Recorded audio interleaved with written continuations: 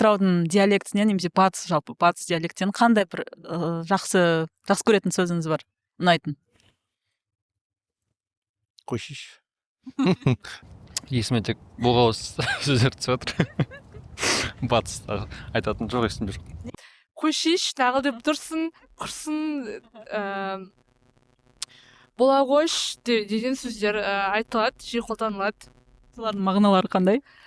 Көшиш деген типа қоя қой деген ғой енді, нағылдып тұрсын деген түсінбей тұрмын, не айтқың келіп тұр деген. Атыраудың немесе жалпы батыстың қандай диалекті сізге ұнайды, жақсы көретін немесе көп қолданасыз? Не зат қой. Оның мағынасы қандай?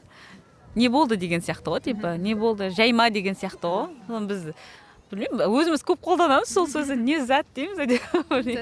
Иә, бізде дейсің дейді ғой. Любой сөзге дейсің, бізде дейсің дейді. Құмаш. Мағынасы қандай дейсіңнің? Дейсің деген андай қалай ласкательный ғой.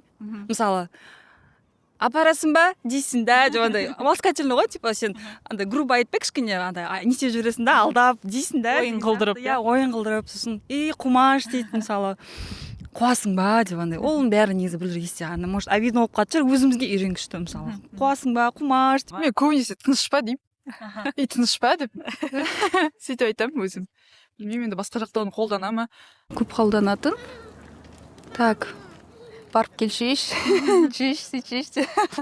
Сондайлар ұнайтын шығар, өзім үйреніп кеткесін. Сондай сөздер. Оның мағынасы қандай? Пожалуйстаның орнына сондайларды кейбірде айтады. Ұзақ сөйлемейді, тез айтады, біртүрлі өзіме ұнайды сол.